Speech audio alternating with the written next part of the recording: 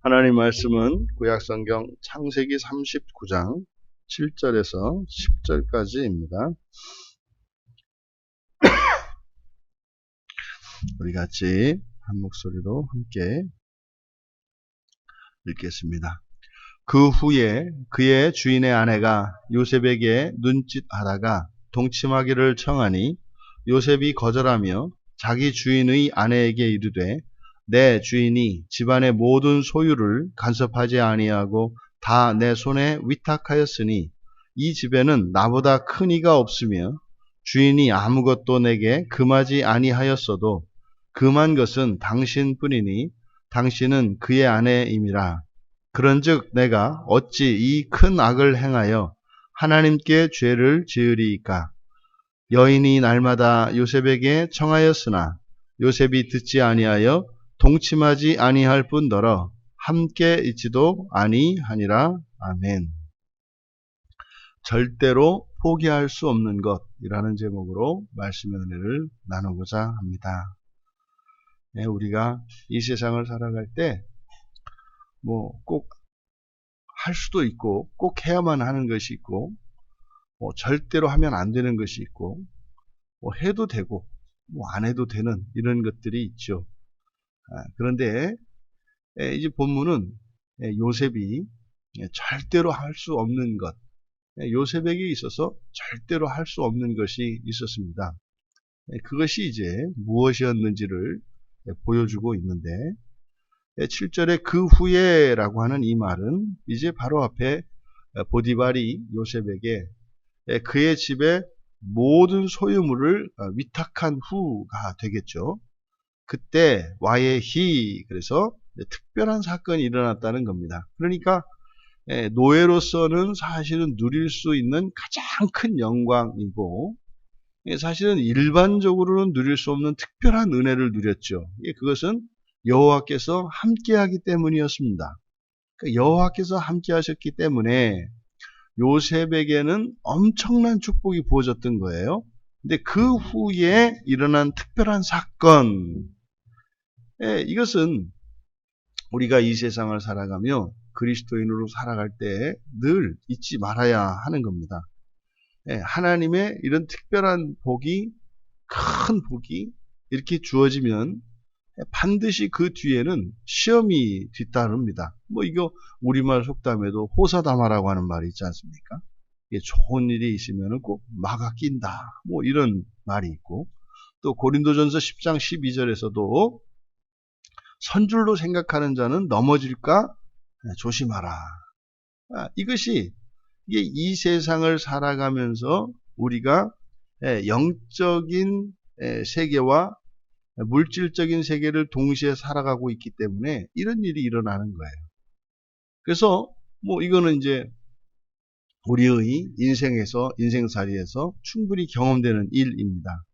그러니까 지금 요셉은요, 이 보디발의 집에 가가지고 엄청날 정도의 그 하나님의 축복을 누렸지 않습니까? 그러니까 오죽하면 이제 보디발이 자기의 집을 전부 다 맡기는 이런 일이 있었던 거죠. 그러면요, 엄청난 권력을 얻은 겁니다. 그의 신분이 비록 노예의 신분입니다만, 자유인, 어지간한 자유인 이상 가는 권력과 부와 명예를 가지게 된 거예요.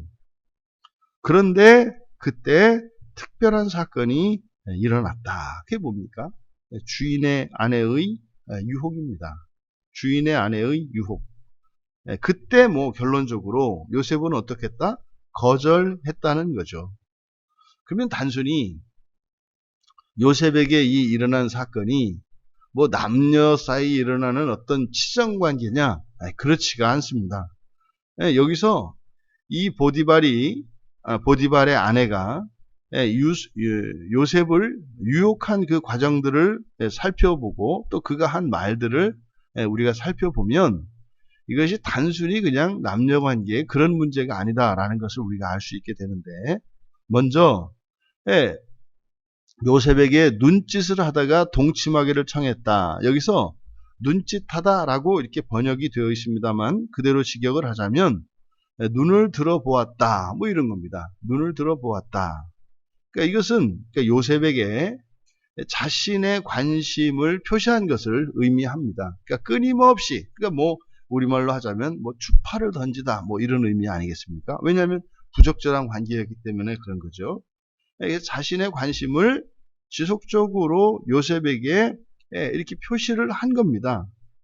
그 다음에 지금 우리말 성경에는 동침하기를 청했다 이렇게 해서 마치 무슨 보디발의 아내가 요셉에게 뭐 이렇게 애걸복걸한 것처럼 되어 있는데 그렇게 되어 있지 않고요. 원문은 명령문입니다. 명령문이에요. 명령문으로 되어 있어서 나와 함께 누워라 고 말했다 이렇게 되어 있어요.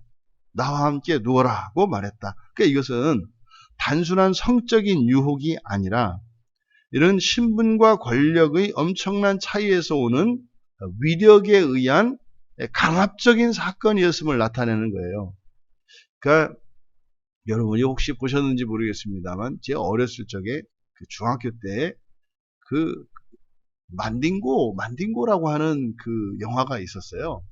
아프리카 흑인 노예에 대한 그런 이제 영화였었는데 그 영화가 그렇게 이제 오랫동안 기억에 남아요. 그러니까 우리들이 그 노예, 성경을 볼 때 노예라고 했을 때 가장 가깝게 이렇게 느껴지는 것이 뭐 조선시대의 노예 이렇게도 우리 별로 실감이 안 나거든요. 근데 그 아프리카 흑인들이 그 노예 상인들에게 붙잡혀가서 이게 잡혀가고 하던 그 노예, 그 흑인 노예들, 저에게는 이 노예라고 하는 말을 하면 그 흑인들이 과거에 당했던 그런 인권 유린과 그 무자비한 그 백인들의 폭력, 이때가 가장 이렇게 좀 노예라는 말이 실감이 되거든요. 그런 거죠. 그러니까 정말 짐승만도 못한 짐짝 취급하는 그런 것이 노예거든요. 거기에 보면은 그 노예선 안에 뭐 건장한 노예들이 뭐 수백 명이 타고 있어요. 근데 4명, 5명의 그 백인, 흑인, 백인 노예 상인들이 수백 명의 그 흑인들을 그 다 통제하고 가거든요. 그러니까요, 뭐 그 중에 한 사람이 그 주인공인 그 흑인 노예가 그냥 뭐 5명도 해치울 수 있을 만한 그 건장한 체격의 힘을 가지고 있는 사람이거든요. 근데 수백 명의 흑인이 꼼짝을 못해요. 이게 노예라는 게 이런 겁니다. 이게 단순히 여기서 요셉과 보디발의 아내의 관계가 마치 뭐 이렇게 요셉이 말입니다. 뭐 아주 이렇게 뭐 훈남이고 이래서 뭐 매력이 줄줄줄 훔치고 그래서 뭐 홀래 주인이 남몰래 그 요셉을 말이죠 뭐 사모하고 뭐 일하는데 뒤에서 지켜보고 이런 게 아니에요. 그렇게 생각하시면 안 된다 이 말이에요. 요셉은 그냥 한 주먹거리도 안 되는 사람이고요. 보디발의 아내는 마치 거인과 같은 사람이에요. 그러니까 그 보디발의 아내가 나와 함께 누워라. 이거는 여기에는 그러니까 뭡니까? 내 말을 듣지 않으면 지금 내가 누리고 있는 그 특권 그리고 그 모든 그런 권리를 박탈하겠다고 하는 은연중의 협박과 위협이 내포되어 있는 거예요. 이게 단순히 뭐 그런 게 아닙니다. 이게 오늘날로 말하면 말입니다. 눈 한번 딱 감으면 그냥 뭐 인생이 풀리는 거고요. 만약에 여기서 그 말을 듣지 않으면 인생이 완전히 꼬이는 겁니다. 여러분, 이게 쉽지 않은 일이라니까요. 이게 단순한 어떤 성적인 이런 게 아니에요. 이게 엄청난 그 권력으로 나의 평화를 깨려고 하는 내 평화가 깨어지는 상황입니다. 이때 이 보디발의 아내가 이렇게 나와 함께 누워라 라고 명령을 하고 그게 끝났느냐? 그게 아니라 이제 10절에 보면 여인이 날마다 요셉에게 청했다 이렇게 얘기를 해요. 그러니까 이게 뭡니까? 지속적이고 반복적인 강압이 있었던 거예요. 그러니까 유혹인 것은 틀림이 없습니다만 이것은 유혹이라기보다는 강압이에요. 강압. 그러니까 우리가 이 코로나 시대가 이 한국 기독교 사회에 아마 특별한 의미가 될 거예요. 저는 이것이 일제시대 때에 그 신사참배에 버금가는 사건이라고 저는 그렇게 개인적으로 이해를 하거든요. 그런 겁니다. 예배를 이렇게 법의 이름으로 금지시켰을 때 우리 그리스도인들의 태도는 어떠했는가? 코로나 시대 때 그랬죠. 그때 예배를 드리는 것은 반정부적인 것이고 이렇게 국가에 해를 끼치는 것처럼 생각을 했었죠. 일제 때 신사참배가 딱 그랬거든요. 아니 가서 신사참배 가지고 가서 한다고 그게 뭐가 잘못이에요. 그렇게 하고 신앙을 지키고 예배를 드리는 게 좋지. 신사참배를 하지 않으면 어떻게 돼요? 교회 문을 닫아야 된다니까요. 근데 신사참배를 하면요. 교회를 유지할 수가 있었다니까요. 그러니까 그때 당시에 신사참배에 대해서 뭐 누구라도 이구동성으로 그러죠. 아, 신사참배 참여하지 않은 그 옥중 성도들, 옥중 성도라는 게 신사참배하지 않았던 성도들을 말하거든요. 이 옥중 성도들을 우러러 보잖아요. 그러니까 하나같이 옥중 성도를 우러러 보는데 왜 이 코로나 시대에는 옥중 성도에 해당하는 예배를 끝까지 지키려고 했던 이들에게는 돌을 던지는 거예요. 이율배반적이잖아요. 이게 적용이 안 되기 때문이거든요.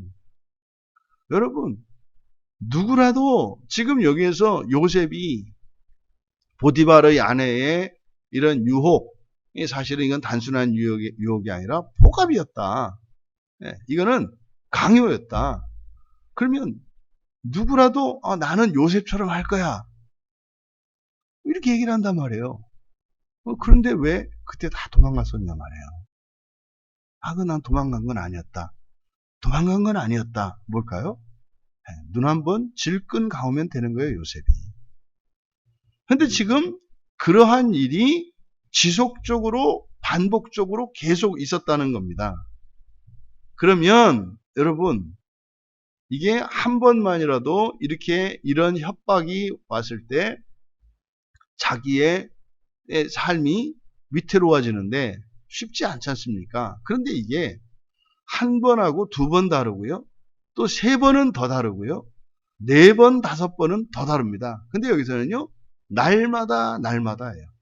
날마다. 그러니까 이 사실은 이 요셉이 얼마나 위태로운 순간입니까? 그런데 그가 여기서 거절하다 강조형을 쓰고 있어요. 그냥 단순히 거절하는 게 뭐 아닙니다, 됐습니다, 뭐 이런 게 아니라요. 여기는 강조형을 쓰고 있었는데 왜 강조형을 썼느냐? 아닙니다라고 이야기하는 이것이 요셉에게는요 엄청난 위험과 손해를 감수해야 했기 때문인 겁니다. 그것을 나타내기 위해서 이 거절하다라는 말을 강조형으로 쓰고 있다. 그런데 요셉이 거절한 그 이유를 쭉 대고 있는데 여기에 참 큰 교훈이 담겨 있습니다. 요셉이 거절한 첫 번째 이유, 자신에게 간섭하지 않고 모든 것을 위탁한 주인의 신뢰와 은혜에 반하기 때문이라는 거예요. 여러분, 이게 우리의 실제의 삶 속에서는 이것이 그 강압을 거절하는 이유가 되기 쉽지 않아요. 반대예요. 보디발은 나에게 호의를 베풀고 나에게 큰 은혜를 베푸는 사람이고 보디발의 아내는 나를 협박하는 사람이에요. 누구의 말을 듣기가 쉽습니까? 저는요. 폭력적인 사람의 말을 듣기가 쉬운 거예요. 그러니까 이게 우리가 인간적으로 그냥 뭐 아무 생각 없이 생각하면 그치 큰 은혜를 받았으니까 그렇지 그 배반할 수가 없지. 예수님의 제자들을 보세요. 예수님의 제자들을 보세요. 그 군병들 그 별것도 아니거든요. 그 군병들 앞에서 말입니다. 뭐 옷도 그냥 벗은 채 그냥 알몸으로 도망가는 것이 제자들이라니까요. 왜냐면 지금 보디발이 요셉에게 베풀어 준 것보다 예수님께서 제자들에게 베풀어 준 것이 적습니까? 뭐 요셉에게는 말입니다. 그 보디발의 집을 다스릴 수 있는 권세를 줬습니다만 예수님께서 사도들에게는요. 아니 민족을 다스릴 권세를 주셨고요. 귀신을 쫓아내고 병을 고칠 수 있는 권세와 권능을 다 주셨어요. 사람을 구원할 수 있는 힘을 주셨어요. 하나님 나라의 유업을 받을 수 있는 권세를 주셨어요. 그러면 예수님 편에 서야죠. 그러니까 지금 요셉이 그 보디발의 아내의 그 강압에 넘어가지 않았던 이유로 제시하는 이 첫 번째 주인의 신뢰와 은혜에 반하기 때문에 쉽지 않다. 쉽지 않다. 은혜를 잊지 않고 은혜에 따라 신의를 깨지 않고 살아가는 것이 참 쉽지 않다. 참 쉽지 않다. 두 번째로는 자신보다 더 큰 이가 없었기 때문이다. 그래요. 아무도 간섭하지 못할 정도로 모든 일을 다스릴 수 있는 권세를 줬기 때문에 자신보다 더 큰 이가 없다. 권력이라는 거잖아요. 가장 큰 권력이라는 거잖아요. 그럼 여러분 오히려 권력을 가지면 범죄하기가 더 쉬운 거라니까요. 지금 요셉이 범죄할 수 없었던 이유로 제시되고 있는 일이 실제로는 우리의 일상생활 속에서는 오히려 범죄하는 이유라니까요. 오히려 그 가정에서 모든 것을 마음대로 할 수 있는 권세를 줬기 때문에 오히려 그것 때문에 주인의 아내를 넘볼 수 있는 것이 죄인들의 본성이라니까요. 무엇이 허락이 되면 타고 넘는 거예요. 인간의 본성은. 권력이 주어지면 그렇게 되는 겁니다. 우리를 보면 알잖아요. 우리를 보면 알잖아요. 하나님께서 우리를 하나님 자녀 삼아 주시니까 우리들이 하는 행동이 뭐냐고요. 하나님이 우리를 영원 불멸하는 불사의 존재로서 천사들을 다스릴 수 있는 언약의 자손들로 부활의 아들로서 하나님 자녀가 되게 하신 그 하나님의 놀라운 그 권세를 우리에게 위임받았을 때 우리가 그것을 가지고 하는 게 뭐냐고요. 하나님께 덤비잖아요. 사람들 앞에서는 꼼짝 못하는 사람들이 하나님 앞에서는 덤비잖아요.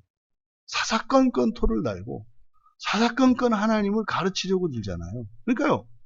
권력이 크면 클수록 사실은 범죄 가능성이 훨씬 커져요.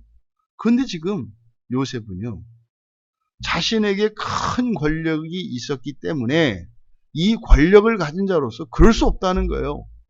그러니까 지금 요셉에게서 보여지는 것은 책임감입니다. 책임이 뭔지를 보여주고 있어요. 책임. 그리고요. 자기의 분수를 알고 있는 거죠. 이런 사람들은요. 정말 하나님이 하늘까지 닿을 정도로 높이 세우셔도 아무 문제가 없죠. 우리가 올라갈 수 있는 한계는 바로 이겁니다. 자신의 분수를 자각하고 자신의 책임을 잊지 않는 자세. 이것이 하나님이 우리를 높이실 수 있는 한계예요. 한계라는 것은 하나님이 하지 않는다는 거죠. 왜요? 우리가 범죄하기 때문에. 그러니까 여기서 우리가 알 수 있는 것은요. 요셉이 보디발의 이 집의 모두를 다스릴 수 있는 그 가정 총무를 능가하는 권력이 주어져도 괜찮겠다. 그러니까 여기서 자신에게 주어진 막강한 권한이 죄를 범하지 않는 이유입니다라고 하는 고백을 통해서 우리는 알아차릴 수 있는 게 뭐예요? 하나님이 이 사람을 더 높이셔도 되겠네.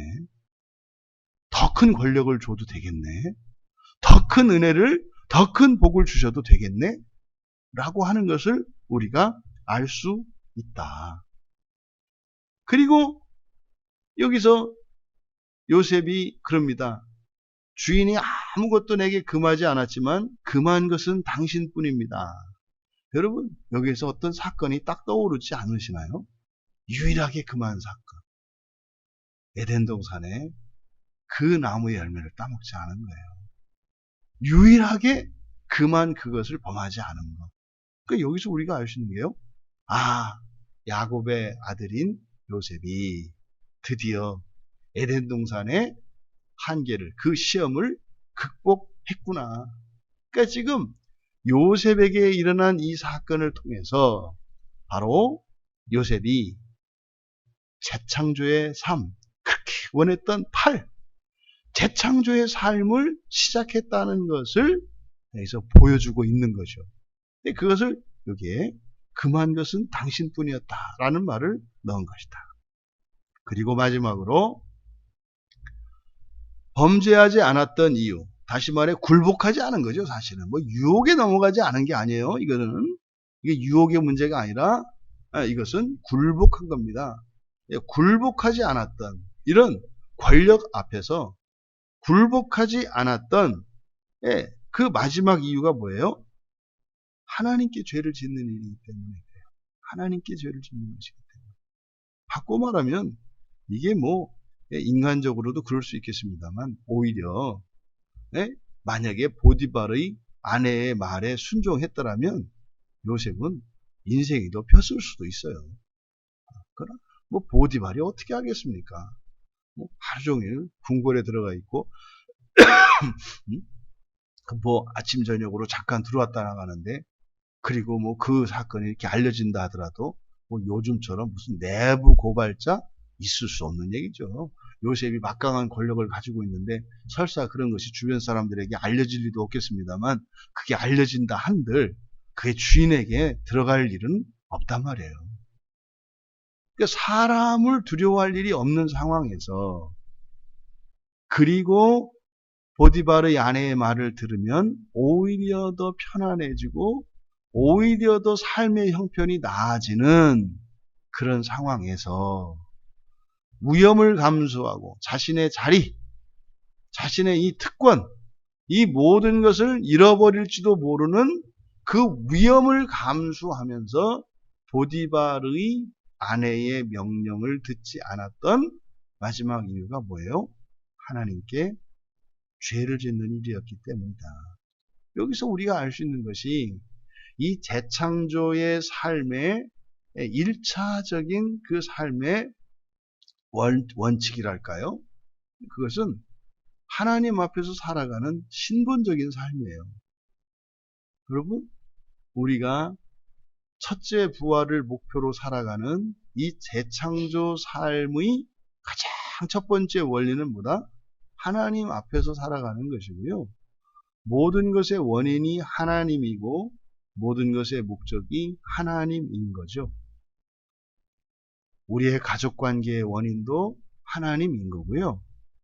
우리 가족관계의 목표도 하나님인 거예요.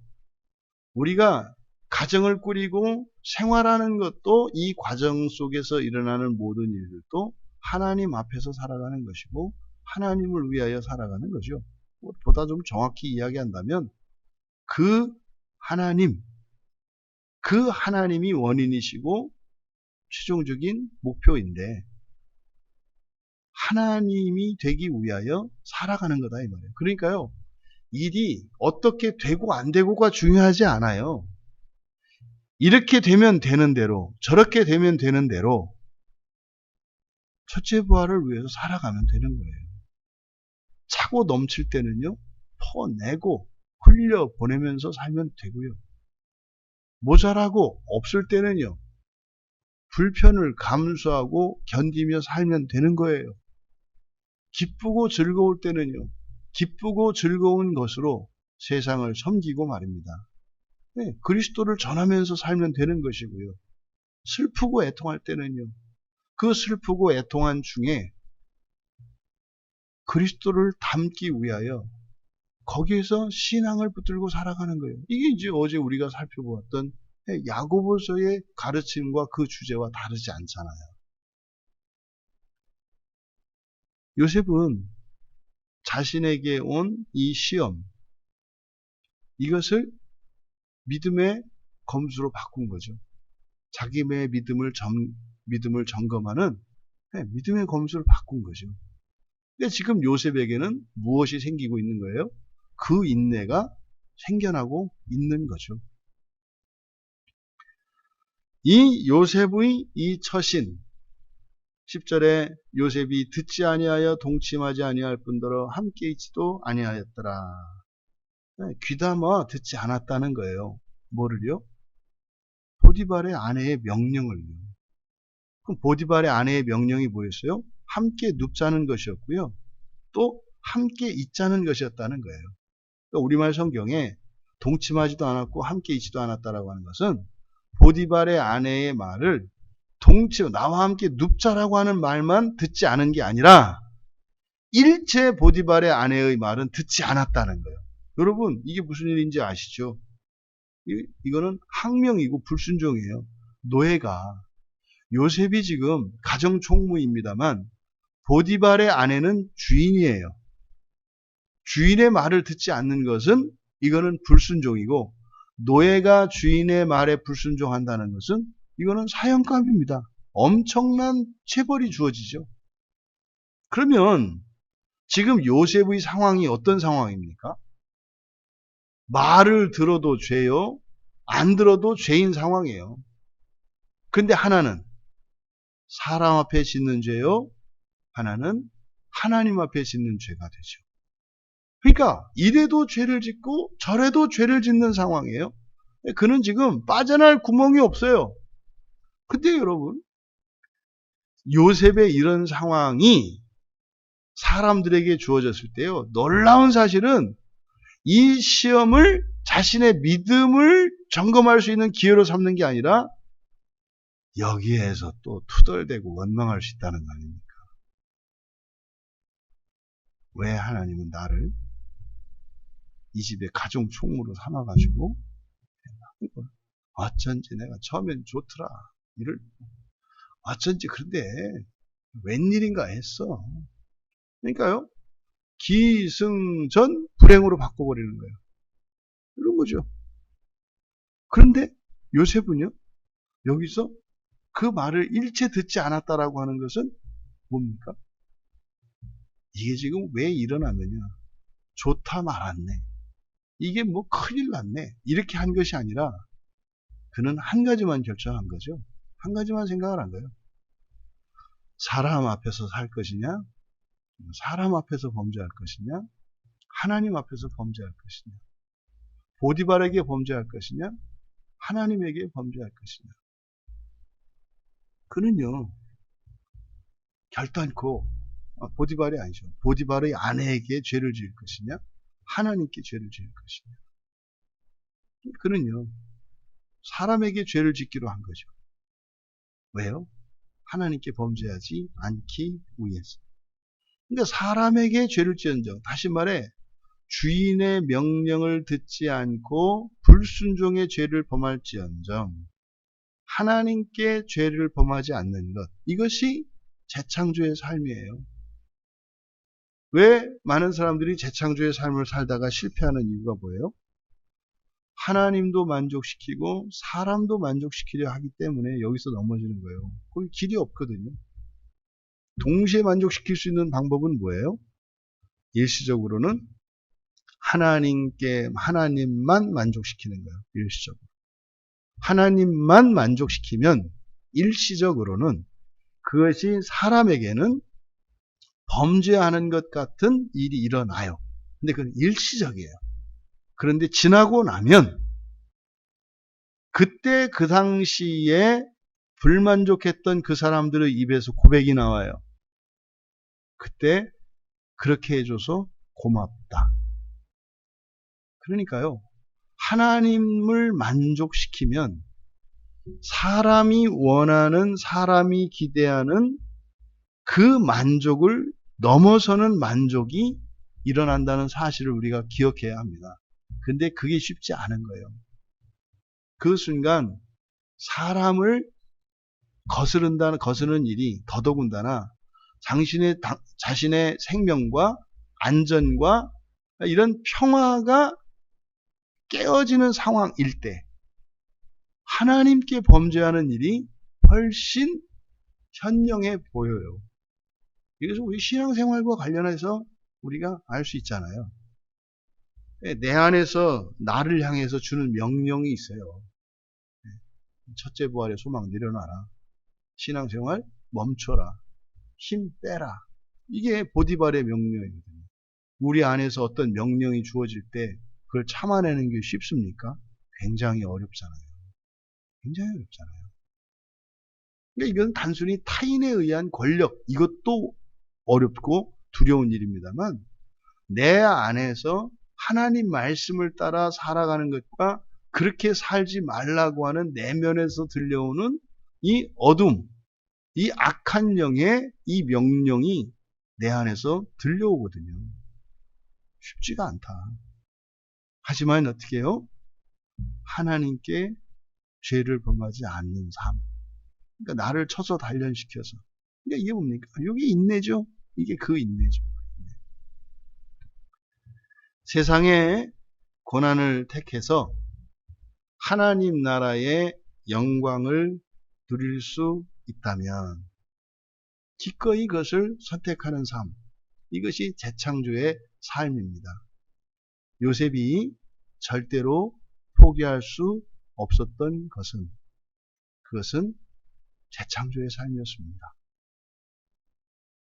이것이 단순히 우리에게 감동을 주고 이렇게 요셉이 이렇게 영적으로 다가오지 않는 이유는 우리가 삶 속에서 그 재창조의 삶을 살아가는 일이 얼마나 많은 오해와 박해와 인내를 요구하는 것인지 알기 때문이죠. 그래도 우리는 절대로 포기할 수 없는 것이 있습니다. 그것이 바로 재창조의 삶입니다. 그 재창조의 삶의 영광을 따라 이 세상의 모든 굴욕과 박해와 고통을 능히 이길 수 있는 여러분들 다 되시기 바랍니다. 그 자리에는 반드시 주님이 동행하십니다. 두려워하지 마십시오. 주님이 함께 하시며 평화를 주실 것이고 능력과 관세를 주실 것이고 여러분의 인생에 복을 주시되 여러분을 통하여 여러분의 가족과 사랑하는 이들 모두에게도 그 복이 흘러간다는 사실을 기억하시고 절대 재창조의 삶을 포기하지 않고 승리하시기를 주님의 이름으로 축원합니다. 존귀하신 하나님, 요셉의 선택을 저희들도 따르기 원합니다.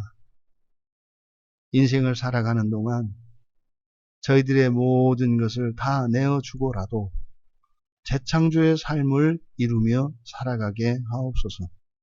감사하며 예수님의 이름으로 기도하옵나이다.